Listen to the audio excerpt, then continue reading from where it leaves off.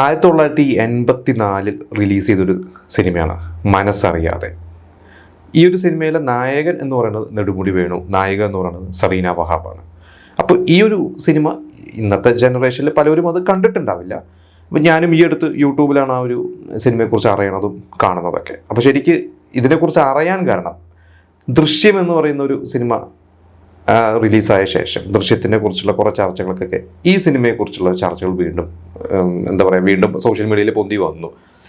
അതെന്താണെന്ന് വെച്ച് കഴിഞ്ഞാൽ ഈ ഒരു സിനിമയുടെ ഒരു ത്രെഡ് എന്ന് പറയുന്നത് ഒരു മിഡിൽ ക്ലാസ് ഫാമിലി, ജോലി ചെയ്യുന്ന ഒരു ഭാര്യയും ഭർത്താവും സറീന വഹാബും നെടുമുടി വേണു ഒക്കെ.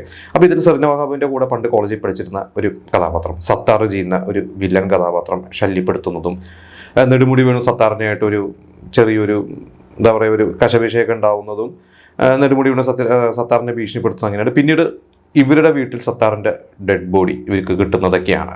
അപ്പോൾ ഈ ഡെഡ് ബോഡി ഇവർക്ക് അറിയില്ല അത് എങ്ങനെ വന്നു, ആര് കൊന്നു എന്ന് അറിയില്ല. പക്ഷേ ഇവർ പേടിച്ചിട്ട് ഇവരുടെ ഡെഡ് ബോഡി മറവ് ചെയ്യാൻ ശ്രമിക്കുന്നതും, പിന്നീട് ഈ സത്താറിനെ തേടി മോഹൻലാലിൻ്റെ കഥാപാത്രം പലപ്പോഴും ഇവരുടെ അടുത്ത് വരുന്നതൊക്കെയാണ്. ഞാൻ സിനിമ കുറച്ച് മുമ്പ് കണ്ടിട്ടുള്ളതാണ്, എനിക്ക് അങ്ങനെ ഭയങ്കരമായിട്ടുള്ള അതിൻ്റെ ഒരു ഡീറ്റെയിൽഡ് സീൻസ് ഒന്നും അറിയില്ല. പക്ഷെ എൻ്റെ കഥ ഇതാണ്. അപ്പോൾ ഈ ഒരു ഡെഡ് ബോഡി ഇവർ മറവ് ചെയ്യാൻ ശ്രമിക്കുക എന്നൊക്കെ പറയുന്നതാണ്. അപ്പോൾ അന്ന് ദൃശ്യം ഇറങ്ങിയ ശേഷം എല്ലാവരും ഈ ഒരു സിനിമയെ കുറിച്ചുള്ള ചർച്ചകൾ വീണ്ടും വരാൻ കാരണം ദൃശ്യം നമുക്കറിയാം ഇതേപോലെ തന്നെ അബദ്ധത്തിൽ ഇവർ വില്ലൻ കഥാപാത്രത്തിനെ കൊല്ലുന്നതും ഇവരുടെ ഡെഡ് ബോഡി മറവ് ചെയ്യുന്നതൊക്കെയാണ്. അപ്പോൾ മനസ്സറിയാതെയായിട്ട് ദൃശ്യത്തിൻ്റെ ഒരു സാമ്യതയെക്കുറിച്ചും ഇനി അതൊന്ന് ഇൻസ്പയർ ആണോ അതോ ഇനി രണ്ടും ഒരേ ഇംഗ്ലീഷ് സിനിമയിൽ നിന്ന് ഇൻസ്പയർ ആയിട്ട് വന്നതാണോ എന്നുള്ള ചർച്ചകളൊക്കെയാണ്.